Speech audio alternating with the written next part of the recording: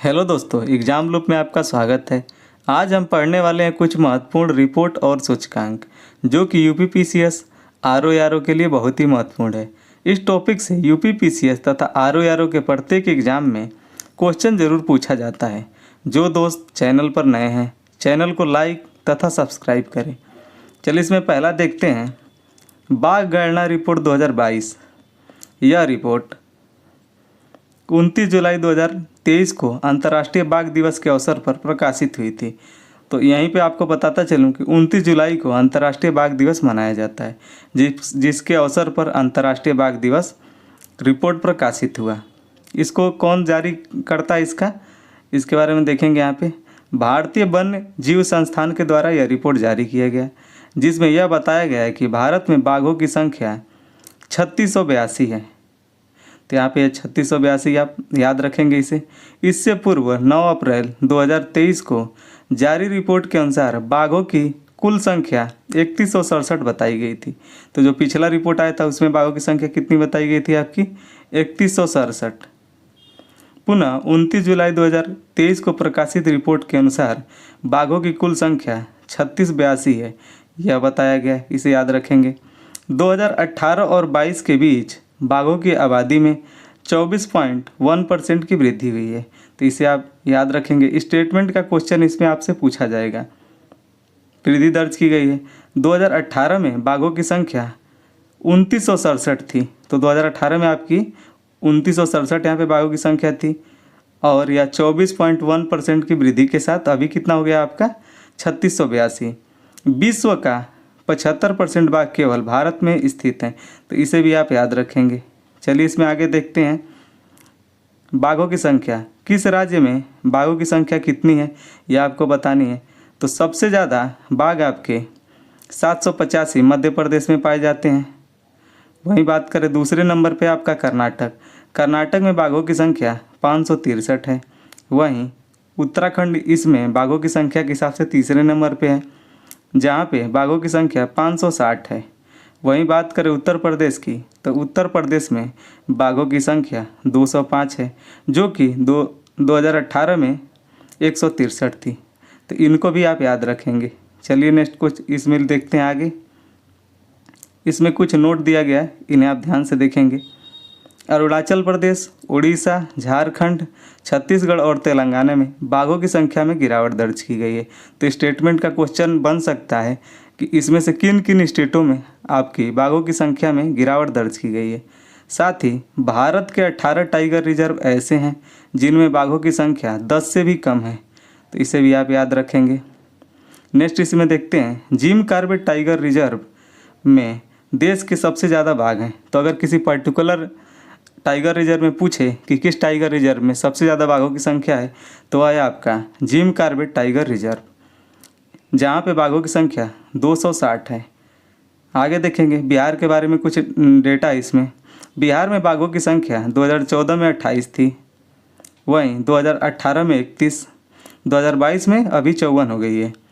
इस प्रकार पिछले 8 सालों में बाघों की संख्या बढ़कर दोगुना हो गया है। बिहार में एकमात्र टाइगर रिजर्व वाल्मीकि नगर पश्चिमी चंपारण में स्थित है। चलिए आगे देखते हैं इसमें। पर्यावरण, वन एवं जलवायु परिवर्तन मंत्रालय द्वारा हाल ही में जारी रिपोर्ट के अनुसार भारत में बाघों की कुल आबादी 2925 हो गई है। तो वहाँ पे जो रिपोर्ट आया है वह आपका वन्य जीव संस्थान के द्वारा है, और यहाँ पे जो रिपोर्ट आई है वह पर्यावरण, वन एवं जलवायु परिवर्तन मंत्रालय। तो यहाँ पे आप बिल्कुल कंफ्यूज ना हो, वहाँ पे देखेंगे कि कौन सा मंत्रालय के द्वारा यह पूछा गया है, तो उसके हिसाब से आप वहाँ पे आंसर टिक करेंगे। तथा वार्षिक वृद्धि 6.1% है इनके अनुसार। चलिए नेक्स्ट क्वेश्चन लेते हैं इसमें। दूसरा है आपका तेंदुआ की स्थिति 2022। तो तेंदुआ की स्थिति 2022 रिपोर्ट आपका फरवरी 2024 में इसका प्रकाशन पर्यावरण, वन एवं जलवायु परिवर्तन मंत्रालय द्वारा किया गया। भारत में तेंदुआ की स्थिति 2022 रिपोर्ट जारी की गई, जो कि फरवरी में जारी की गई। इसमें देखेंगे, आगे देखते हैं। इस रिपोर्ट के अनुसार भारत में तेंदुओं की संख्या वर्ष 2018 के 12,852 से बढ़कर 2022 में 13,874 हो गया है। तो यहाँ पे जो तेंदुओं की जनसंख्या है भारत में वह 13,874 है। रिपोर्ट से संबंधित अन्य बिंदु, मध्य प्रदेश में तेंदुओं की संख्या सर्वाधिक है जो कि 3,907 है, तो इसे आप याद रखेंगे। सर्वाधिक तेंदुओं वाला जिला राज्य क्रमशः, तो सबसे ज़्यादा टॉप कहाँ कहाँ पे सबसे ज़्यादा किस राज्य में तेंदुए हैं उनका क्रम देखेंगे। तो सबसे ज़्यादा है आपके एमपी में, एमपी के बाद से सबसे ज़्यादा तेंदुआ महाराष्ट्र में है, महाराष्ट्र के बाद से सबसे ज़्यादा तेंदुओं की संख्या कर्नाटक में है। वहीं सर्वाधिक तेंदुओं की आबादी वाला टाइगर रिजर्व की बात करें तो नागा अर्जुन सागर श्रीशैलम जो कि आंध्र प्रदेश में स्थित है, वहाँ पे तेंदुओं की संख्या सबसे ज़्यादा है। वहीं तेंदुओं के उच्चतम घनत्व वाला tiger reserve Sariska tiger reserve जो कि राजस्थान का है। चलिए इसमें आगे देखते हैं। तो यहाँ पे बताया गया आपको कि किस राज्य में तेंदुओं की संख्या कितनी है। तो मध्य प्रदेश में आपके 3,907 है तेंदुओं की जनसंख्या। वहीं महाराष्ट्र की बात करें तो 1,985, जबकि कर्नाटक में 1,879 बाघों की संख्या है। तो ये टॉप 3 है, इन्हें ज़रूर याद रखेंगे। वहीं उत्तर प्रदेश में तेंदुओं की संख्या 321 है। बिहार की बात करें तो बिहार में तेंदुओं की संख्या 86 है, तो इन्हें भी आप याद रखेंगे। चलिए आगे देखते हैं। इसमें नेक्स्ट टॉपिक है आपका भारत में कुल 85 रामसर स्थल। तो अभी जो भारत में रामसर स्थलों की जो संख्या है वो आपकी 85 हो गई है। रामसर स्थल के बारे में जानेंगे। आर्द्र भूमि संरक्षण हेतु वर्ष 1971 में ईरान के रामसर शहर में सम्मेलन हुआ था और इसके समझौते 1975 से प्रभावी हुए। तो यह 1971 में आया था, जबकि यह प्रभावी 1975 में हुआ था। भारत इसमें शामिल कब हुआ? यह भारत इसमें 1982 में शामिल हुआ था। विश्व में लगभग 2500 रामसर स्थल हैं। तो अभी लेटेस्ट डाटा की बात करें तो पूरे विश्व में 2500 रामसर स्थल हैं। अगस्त 2024 तक भारत में अंतर्राष्ट्रीय महत्व की आर्द्र भूमियों की कुल संख्या 85 हो गई है। रिपोर्ट में बताया गया है आपका भारत के कुल 85 रामसर स्थल 13,58,068 हेक्टेयर क्षेत्रों को कवर करता है। तो इसे भी आप याद रखेंगे। चलिए इसमें आगे देखते हैं और क्या क्या इसमें दिया गया है। वर्ष 2024 में रामसर अभिसमय में शामिल भारत की आर्द्र भूमियाँ, तो कौन कौन सी 2024 में शामिल की गई हैं उनकी यहाँ पे लिस्ट दिया गया आपको। नंजरायण पक्षी अभयारण्य, यह अगस्त 2024 में तमिलनाडु का है जिसे रामसर अभिसमय में शामिल किया गया। काजू वैली पक्षी अभयारण्य, इसे भी अगस्त 2024 में शामिल किया गया है जो कि तमिलनाडु से। तो इनके आप नाम याद रखेंगे किस किस राज्यों से यह रिलेटेड है, क्योंकि इसमें आपका मैचिंग का क्वेश्चन हो सकता है। तवा जलाशय, इसको भी अगस्त में शामिल किया गया है जो कि एमपी का है। नागी-नकटी पक्षी अभयारण्य जिसे जून 2024 में शामिल किया गया है जो कि जमुई बिहार से संबंधित है। मगधी केरो संरक्षण रिजर्व जिसे फरवरी 2024 में शामिल किया गया है, यह कर्नाटक का है। अंक समुद्र, तो यहाँ पे पूरे लिस्ट को आप ध्यान से देख लेंगे और मल्टीपल टाइम, अगर एक बार में आपको नहीं समझ में आता है तो पीडीएफ को 2 बार देखें और इसको नोट कर लें। चलिए इसमें आगे देखते हैं। इम्पॉर्टेंट फैक्ट, तो इसके बारे में कुछ महत्वपूर्ण तथ्य हैं, इनको भी जान ले। यूनाइटेड किंगडम के 175 से अधिक रामसर स्थल इस सूची में शामिल हैं। तो सबसे ज़्यादा रामसर स्थल किस देश के हैं? तो वो आपके यूनाइटेड किंगडम के हैं। वहीं रामसर सूची में शामिल होने वाले 1974 में प्रथम स्थल जो है आपका ऑस्ट्रेलिया का कोबर्ग प्रायद्वीप है। तो इसे आप याद रखेंगे, यह पहला है आपका। भारत के पहले रामसर स्थल के रूप में शामिल आर्द्रभूमि चिल्का झील, तो इस चिल्का झील को भारत के पहले रामसर स्थल के रूप में शामिल किया गया था। भारत का सबसे बड़ा आर्द्रभूमि स्थल सुंदरबन वेटलैंड है जो कि पश्चिम बंगाल का है। तो इसे आप याद रखेंगे। चलिए इसमें आगे देखते हैं। भारत का सबसे छोटा आर्द्रभूमि स्थल रेणुका वेटलैंड है जो कि हिमाचल प्रदेश का है। वहीं बात करें भारत का पहला कृत्रिम स्थल, तो कृत्रिम स्थल आपका हरी के बैराज है। कान्हा टाइगर रिजर्व में सबसे अधिक 461 आर्द्रभूमि है जिनमें से अधिकांश 2.25 हेक्टेयर से कम आकार के हैं। तो इसे भी आप याद रखेंगे कि सबसे ज़्यादा आर्द्रभूमि किस टाइगर रिजर्व में है, तो आपका कान्हा टाइगर रिजर्व में। वहीं बात करें सबसे ज़्यादा रामसर स्थल तमिलनाडु राज्य के हैं जिनकी संख्या 18 है। वहीं दूसरे स्थान पर इस मामले में उत्तर प्रदेश का स्थान आता है जिसके पास 10 रामसर स्थल हैं। तो इसे भी आप याद रखेंगे। चलिए इसमें आगे देखते हैं। 17वीं भारत वन स्थिति रिपोर्ट, इससे क्वेश्चन ज़रूर पूछा जाता है। भारत वन स्थिति रिपोर्ट भारत सरकार के पर्यावरण और जलवायु परिवर्तन मंत्रालय के तहत भारतीय वन सर्वेक्षण द्वारा प्रति 2 वर्ष पर प्रकाशित किया जाता है। तो आपका 2021 में किया गया था, इससे पहले 19 में आया होगा। इस तरीके से प्रत्येक 2 साल पे आता है, तो इसे आप ध्यान रखेंगे। सर्वप्रथम यह 1987 में प्रकाशित किया गया था, यानी पहली रिपोर्ट कब आई थी आपकी 1987 ईस्वी में।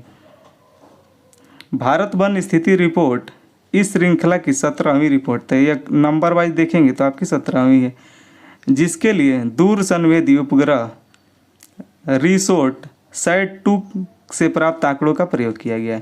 तो इसे भी आप ध्यान रखेंगे। राष्ट्रीय वन नीति 1988 में यह लक्ष्य रखा गया था कि देश के कुल भूभाग का 33% भाग वन क्षेत्र होगा। तो इसे भी आप याद रखेंगे। इसमें आगे देखते हैं भारत में वन आवरण। तो यहाँ पे जो डाटा दिया जाता है आपका वन आवरण और वृक्ष आवरण ऐसे करके दिया जाता है और वहाँ पे फिर टोटल बताया जाता है। तो इन्हें आप ध्यान से देखेंगे कि वन आवरण कितना है और वृक्ष आवरण कितना है। तो भारत वन स्थिति रिपोर्ट 2021 के अनुसार भारत का वन आवरण 7,13,789 वर्ग किलोमीटर है, जो कि कुल भौगोलिक क्षेत्रफल का 21.71% है। तो इसे आप याद रखेंगे कि यहाँ पे वन आवरण कितना है 21.71। 2019 की रिपोर्ट की तुलना में भारत में वन आवरण में 1540 वर्ग किलोमीटर की वृद्धि दर्ज की गई है, जो कि पिछली रिपोर्ट से 0.22% अधिक है। तो इसे आप याद रखेंगे। चलिए इसमें आगे देखते हैं भारत में वृक्ष आवरण। तो वृक्ष आवरण कितना है इसे आप ध्यान से देखेंगे। इस रिपोर्ट के अनुसार भारत में कुल वृक्षावरण 95,748 वर्ग किलोमीटर है, जो कि कुल भौगोलिक क्षेत्रफल का 2.91% है। वहीं इसका कंपैरिजन करें अगर कि 2019 की तुलना में कितना अधिक है तो यह 721 वर्ग किलोमीटर अधिक है। वहीं परसेंटेज में बात करें तो यह 0.76% अधिक है 2019 की तुलना में। चलिए इसमें आगे देखते हैं और क्या क्या इसमें बताया गया है। भारत में वन एवं वृक्ष आवरण के संपूर्ण आंकड़े। तो यहाँ पे दोनों को सम्मिलित करके बताया गया कि कितना है। तो वन आवरण आपका 21.71% है और इसमें वृद्धि कितनी हुई है 1540 वर्ग किलोमीटर। वहीं बात करें वृक्ष आवरण की तो यह है आपका 2.91%, जबकि इसमें वृद्धि 771 वर्ग किलोमीटर की हुई है। वहीं बात करें टोटल का कि टोटल वन क्षेत्र भारत में कितना है तो यह है आपका 24.62। इसे आप याद रखेंगे। और अगर टोटल वृद्धि की बात करें तो 2261 वर्ग किलोमीटर की वृद्धि हुई है। वहीं पे बात करेंगे कि सबसे ज़्यादा क्षेत्रफल के अनुसार वन आवरण किस राज्य में है तो सबसे ज़्यादा आपका है मध्य प्रदेश में। मध्य प्रदेश के बाद दूसरे नंबर पे आता है अरुणाचल प्रदेश। अरुणाचल प्रदेश के बाद से यहाँ पे तीसरे नंबर पे है छत्तीसगढ़। तो इसे इन तीनों को आप याद रखेंगे कि क्षेत्रफल के अनुसार सबसे ज़्यादा वन आवरण कहाँ है। वहीं बात करें कि सबसे क्षेत्रफल के अनुसार सबसे कम वन आवरण किन राज्यों में है तो उसमें आपका हरियाणा में सबसे कम है, उसके बाद से पंजाब, उसके बाद से आपका गोवा। तो इन्हें आप याद रखेंगे। चलिए रिपोर्ट में आगे देखते हैं। सर्वाधिक वन आवरण में वृद्धि करने वाले राज्य। तो सबसे ज़्यादा वृद्धि किन राज्यों में हुई है तो सबसे ज़्यादा वृद्धि आपका आंध्र प्रदेश में हुआ है। आंध्र प्रदेश के बाद से तेलंगाना, तेलंगाना के बाद से उड़ीसा। इसे पिछले साल यूपीपीसीएस में पूछा गया था। तो आप यही वाला क्वेश्चन आपका दिया हुआ था कि सर्वाधिक वन आवरण में वृद्धि वाले राज्य कौन से हैं, उनको आपको बताना था। तो इसे आप याद रख लेंगे। सर्वाधिक वन आवरण में नुकसान करने वाले यानी सबसे ज़्यादा कमी कहाँ हुई है तो आपका अरुणाचल प्रदेश में हुआ है सबसे ज़्यादा कमी, उसके बाद से मणिपुर, उसके बाद से आपका नागालैंड। तो इन्हें भी आप याद रखेंगे। चलिए इसमें आगे देखते हैं। सर्वाधिक वन आवरण प्रतिशत वाले राज्य। तो सबसे ज़्यादा परसेंटेज के मामले में कहाँ पे सबसे ज़्यादा वन है यह बताना है। तो सबसे ज़्यादा आपके मिजोरम में जिसके कुल क्षेत्रफल के 84.53% पर वन है। वही अरुणाचल प्रदेश में 79.33% पे वन है। उसके बाद से आपका मेघालय का नंबर आता है जिसके पास 76% वन आवरण है। सर्वाधिक वन आवरण प्रतिशत वाले केंद्र शासित प्रदेश, तो केंद्र शासित प्रदेशों की बात करें तो सबसे ज़्यादा वन आवरण आपका लक्षद्वीप का है, उसके बाद से आपका नागालैंड। भारत में घने एवं खुले वन के आंकड़े, तो देखते हैं भारत में घने एवं खुले वन के आंकड़े। तो बहुत घने वन की बात करें तो अरुणाचल प्रदेश में सबसे ज़्यादा घने वन है। वहीं मध्यम रूप से घने वन की बात करें तो आपके मध्य प्रदेश में है। खुले वन की बात करें तो इसके मामले में भी शीर्ष राज्य जो है वह आपका मध्य प्रदेश है। दोस्तों, हमारे द्वारा यूनियन बजट तथा इकोनॉमिक सर्वे क्वेश्चन फॉर्मेट में कराया गया है, प्लीज़ चैनल पर जाकर ज़रूर देखें, जो कि यूपीपीसीएस तथा आरओआरओ के लिए बहुत ही महत्वपूर्ण सेशन है। चलिए इसमें आगे देखते हैं अन्य बिंदु। इसमें देखते हैं वन स्थिति रिपोर्ट में बाघ अभ्यारण्य में वन क्षेत्र 55,666.2227 किलोमीटर है, जो देश के कुल वन क्षेत्र का 7.8% है, तो इसे आप याद रखेंगे। और टाइगर रिजर्व के कुल क्षेत्रफल का 74.51% है। देश में बाघ अभ्यारण्य लगभग 74,710.53 वर्ग किलोमीटर के क्षेत्र में फैला हुआ है, जो भारत के कुल भौगोलिक क्षेत्रफल का 2.27% है, तो इसे भी आप याद रखेंगे। स्टेटमेंट का क्वेश्चन इसमें बन सकता है। क्षेत्रफल के अनुसार सबसे बड़ा वन क्षेत्र नागा अर्जुन सागर श्री सैलम टाइगर रिजर्व है, जो कि आंध्रा में है। तो उसका क्षेत्रफल देखेंगे कितना है, 2932.95 वर्ग किलोमीटर। प्रतिशत के अनुसार सबसे बड़ा वन क्षेत्र पक्के टाइगर रिजर्व है, यानी सबसे ज़्यादा किस टाइगर रिजर्व में आपके 1% है, तो आपका पक्के टाइगर रिजर्व जो कि अरुणाचल प्रदेश का है, जिसमें वन क्षेत्र का परसेंटेज कितना है 96.83%, तो इसे आप याद रखेंगे। रिपोर्ट के अनुसार देश के जंगल में कुल कार्बन स्टॉक 7.204 मिलियन टन होने का अनुमान है, और 2019 के अंतिम आकलन की तुलना में देश के कार्बन स्टॉक में 79.4 मिलियन टन की वृद्धि हुई है, तो इसे भी आप याद रखेंगे। चलिए आगे देखते हैं इस रिपोर्ट में और क्या कहा गया है। तो अभी मैंग्रोव का भी बात करते हैं। इसमें मैंग्रोव से संबंधित भी इसमें रिपोर्ट आता है। इसमें बताया गया है कि देश में कुल मैंग्रोव कच्छ वन 4,992 किलोमीटर है, यानी जो टोटल मैंग्रोव वन है वो कितना है आपका, कितने % क्षेत्रफल पे है, तो यह है आपका 4,992 किलोमीटर, जो कि देश के कुल भौगोलिक क्षेत्रफल का 0.1% है, तो इसे आप याद रखेंगे। 2019 की तुलना में मैंग्रोव वन के क्षेत्रफल में 17 किलोमीटर की वृद्धि हुई है। चलिए इसमें आगे देखते हैं सर्वाधिक मैंग्रोव वृद्धि वाले राज्य। तो सबसे ज़्यादा मैंग्रोव वन वृद्धि किस राज्य में हुआ है उसको बताना है आपको। तो सबसे ज़्यादा आपका पश्चिम बंगाल में हुआ है, जो कि कितना है आपका 2114 वर्ग किलोमीटर। द्वितीय स्थान पे आपका गुजरात, तीसरे पे आपका अंडमान निकोबार। तो आप सर्वाधिक मैंग्रोव वन वाले राज्यों को याद रखेंगे। उसके बाद से आपका प्रथम रैंक उड़ीसा, जो कि वृद्धि में देखेंगे तो सबसे ज़्यादा वृद्धि उड़ीसा में हुई है। द्वितीय स्थान पे आपका महाराष्ट्र है, महाराष्ट्र में हुआ है। उसके बाद से कर्नाटक में सबसे ज़्यादा मैंग्रोव क्षेत्रफल में वृद्धि हुई है, तो इसे आप याद रखेंगे। चलिए इसमें आगे देखते हैं कुछ महत्वपूर्ण सूचकांक के बारे में देखते हैं यहाँ पे, जिनसे क्वेश्चन हमेशा आता है आपका।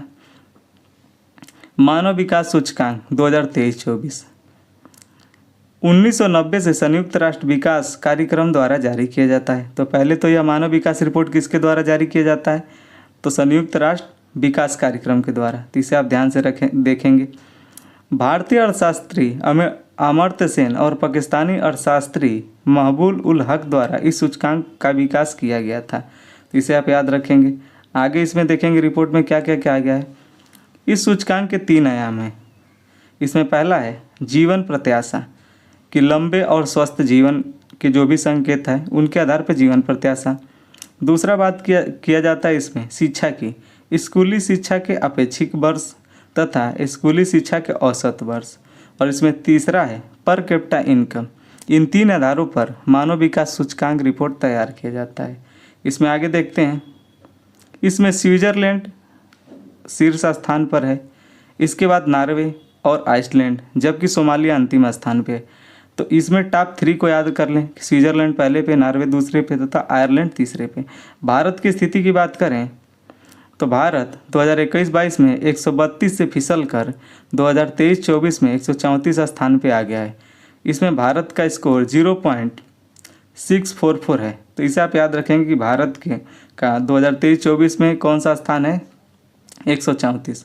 भारत अपने पड़ोसी देश चीन, श्रीलंका, भूटान और बांग्लादेश से पीछे है। तो इनकी भी आप रैंकिंग देख लेंगे। चीन इसमें 75वें स्थान पे है। श्रीलंका की बात करें तो 18वें स्थान पे, 78वें स्थान पे। वहीं भूटान 125वें स्थान पे तथा बांग्लादेश 129वें स्थान पे है। जन्म के समय भारत का जीवन प्रत्याशा 2022 में सुधर कर 67.7 है। तो इसे आप याद रख लेंगे कि जीवन प्रत्याशा में यहाँ पे सुधार हुआ है। चलिए इसमें आगे देखते हैं। दूसरा सूचकांक है विश्व खुशहाली सूचकांक 2024।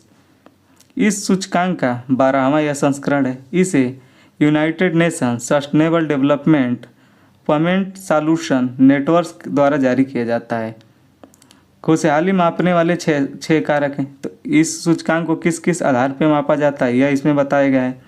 इसमें पहला है प्रति व्यक्ति सकल घरेलू उत्पाद, दूसरा है सामाजिक सहयोग, तीसरा है जीवन विकल्प चुनने की स्वतंत्रता, चौथा इसमें स्वस्थ जीवन प्रत्याशा, पांचवा है उदारता तथा छठा है भ्रष्टाचार के धारणाएं। तो इसमें आगे देखते हैं और क्या क्या किन किन बातों का इसमें जिक्र किया गया है। फिनलैंड 7.741 अंकों के साथ शीर्ष पर है, जबकि भारत 4.05 अंकों के साथ 126वें स्थान पे है। वहीं भारत 2022 में इसमें 116वें स्थान पर था। अफगानिस्तान 1.72 स्कोर के साथ अंतिम स्थान पे है। तो इसे आप याद रखेंगे कि अंतिम स्थान पर आपका अफगानिस्तान है, भारत 126वें स्थान पे है। नोट, हैप्पीनेस इंडेक्स शुरुआत भूटान से हुई और इसे 2011 में संयुक्त राष्ट्र महासभा द्वारा अपनाया गया और पहला विश्व हैप्पीनेस इंडेक्स 2012 में प्रकाशित हुआ था। तो इन्हें आप याद रखेंगे। चलिए इसमें आगे देखते हैं। वैश्विक भूखमरी सूचकांक। दोस्तों, वैश्विक भूखमरी सूचकांक से पहले आपके लिए एक आवश्यक सूचना है।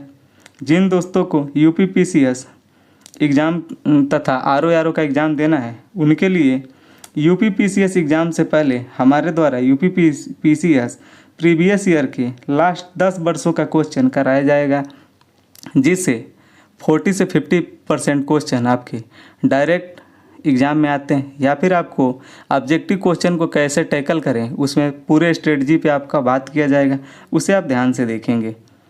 चलिए इसमें देखते हैं वैश्विक भूखमरी सूचकांक के बारे में। कंसर्न वर्ल्ड वाइड और बेल्थुगुर हिल्फे द्वारा संयुक्त रूप से जारी किया जाता है। तो इसे आप याद रखेंगे। थोड़ा सा ये इंग्लिश नाम है, इसलिए थोड़ा पढ़ने में दिक्कत हो जाता है कभी कभी। 20 देश संयुक्त रूप से पहले स्थान पर हैं, जिसमें यूएई तथा चीन आदि जैसे देश शामिल हैं, जबकि भारत 111वें स्थान पे है। तो वैश्विक भूखमरी सूचकांक में भारत का स्थान आप याद रखेंगे 111वें स्थान पे है और मध्य अफ्रीकी गणराज्य अंतिम स्थान पे है, जिसका रैंक आपका 125वां है। श्रीलंका, नेपाल, बांग्लादेश और पाकिस्तान जैसे पड़ोसी देशों ने भारत से बेहतर प्रदर्शन किया है। औसत GHI स्कोर 18.3 है जो मध्यम है और भारत का स्कोर 28.7 है जो गंभीर स्तर के अंतर्गत आता है। तो इसमें भारत को किस स्तर के देशों में शामिल किया गया है? गंभीर स्तर में। तो इसे आप याद रखेंगे क्योंकि स्टेटमेंट का क्वेश्चन यहाँ पे बन सकता है। और स्कोर भी याद रखेंगे कि 28.7 के साथ यह गंभीर स्थिति में शामिल है। चलिए इसमें आगे देखते हैं। ग्लोबल हंगर इंडेक्स 4 संकेतकों के आधार पर इसका आकलन किया जाता है, जिसमें इसमें आपका पहला है अल्प पोषण। अल्प पोषण का इसमें कितना महत्व दिया जाता है? 1/3 यानी 33% आपका। चाइल्ड स्टंटिंग इसको 1/6। वहीं चाइल्ड वेस्टिंग की बात करें तो 1/6 इसका भी भार होता है उसमें, इसकी गणना में। बाल मृत्यु दर की बात करें तो 1/3 भाग इसका लिया जाता है। इसमें आगे देखते हैं। चलिए नेक्स्ट है आपका जलवायु परिवर्तन प्रदर्शन सूचकांक 2024, जिसे 2005 से जर्मन वॉच द्वारा प्रकाशित किया जाता है। यह 63 देशों और यूरोपीय संघ के जलवायु संरक्षण प्रदर्शन को ट्रैक करता है। 4 श्रेणियों के तहत प्रत्येक देश के प्रदर्शन का आकलन किया जाता है। तो इसमें इसके मेजरमेंट के लिए यहाँ पे 4 आपके पैरामीटर होते हैं, जिसमें पहला आपका ग्रीन हाउस गैस उत्सर्जन। तो इसका 40% हिस्सा इसमें काउंट किया जाता है, यानी जिन देशों का ग्रीन हाउस गैस उत्सर्जन कम होता है उन्हें यहाँ पे ज़्यादा मार्क दिया जाता है। वहीं नवीकरणीय ऊर्जा की बात करें तो इसका 20% हिस्सा लिया जाता है, यानी जिन देशों ने नवीकरणीय ऊर्जा के क्षेत्र में अच्छा काम किया है उनको इसमें वरीयता दी जाती है। वहीं ऊर्जा उपयोग और चौथा आपका जलवायु नीति की जलवायु परिवर्तन से संबंधित कौन सा देश कितना बेहतर नीति बना रहा है उसकी वरीयता इसमें 20% होता है। कोई भी देश बहुत उच्च रेटिंग के अंतर्गत नहीं आया और इसलिए पहले 3 स्थान पर कोई भी देश नहीं है, यानी पहले टॉप के 3 स्थान जो हैं वो खाली हैं आपके। डेनमार्क चौथे स्थान पर है। वहीं भारत की बात करें तो भारत 7वें स्थान पे है। 2023 में भारत का स्थान 8वां था और सऊदी अरबिया इसमें अंतिम स्थान पे है। तो इसमें भारत की आप रैंक जरूर याद रखेंगे और टाइप करने वाले देशों का भी नाम याद रखेंगे। चलिए इसमें आगे देखते हैं विश्व प्रतिस्पर्धात्मक रैंकिंग 2024। 1989 से प्रतिवर्ष international institute for management development द्वारा जारी किया जाता है। इसे आप पहले याद रखेंगे। यह सूचकांक 4 कारकों पर आधारित है। पहला इसमें आर्थिक प्रदर्शन, दूसरा सरकारी कार्यकुशलता, तीसरा व्यावसायिक दक्षता तथा चौथा इसमें इंफ्रास्ट्रक्चर। तो इनके कारक पूछे जा सकते हैं, तो इन्हें आप याद रखेंगे। 100 स्कोर के साथ सिंगापुर शीर्ष पर है। तो इसमें टॉप किसने किया है? सिंगापुर। इसके बाद स्विट्ज़रलैंड और डेनमार्क का स्थान है।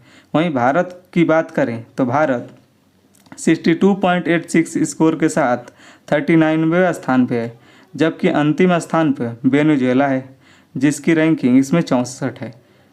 चलिए इसमें आगे देखते हैं ग्लोबल जेंडर गैप रिपोर्ट 2024।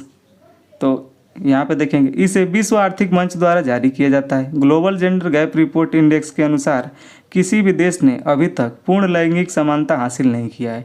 तो यहाँ पे इस रिपोर्ट में यह बताया गया है कि कोई भी देश अभी तक पूर्ण लैंगिक समानता को हासिल नहीं कर पाया है। आइसलैंड को इसमें शीर्ष स्थान तथा इसके बाद फिनलैंड तथा नॉर्वे का स्थान आता है। भारत की बात करें तो भारत 0.64 अंक के साथ 129वें स्थान पे है। तो भारत की रैंकिंग इसमें आप याद रखेंगे कि 129वें स्थान पे है। वहीं सूडान को इसमें अंतिम स्थान मिला है। इस सूचकांक के आकलन के लिए 4 आपके घटक होते हैं।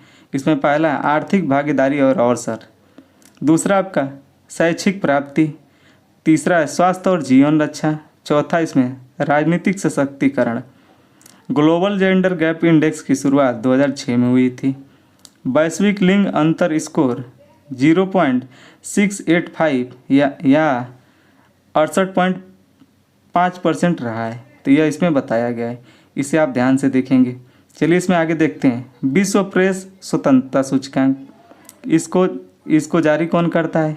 तो यह बताया गया इसमें रिपोर्टर्स विदाउट बॉर्डर द्वारा 1985 से स्थापित पेरिस स्थित गैर लाभकारी संगठन है, यानी यह एक NGO है जिसका प्रकाशन प्रतिवर्ष किया जाता है। इस सूचकांक का यह 22वां संस्करण है। इसमें आप याद रखेंगे यह सूचकांक 5 संकेतों पर आधारित है। इसमें पहला है राजनीति, दूसरा है आपका आर्थिक, तीसरा है विधायी, चौथा है सामाजिक तथा 5वां सुरक्षा। इनके आधार पर विश्व प्रेस स्वतंत्रता सूचकांक बनाया जाता है। इसमें आगे देखेंगे नॉर्वे पहले स्थान पर है, इसके बाद डेनमार्क और स्वीडन का स्थान है। तो टॉप 3 की बात करें तो नॉर्वे, डेनमार्क और स्वीडन।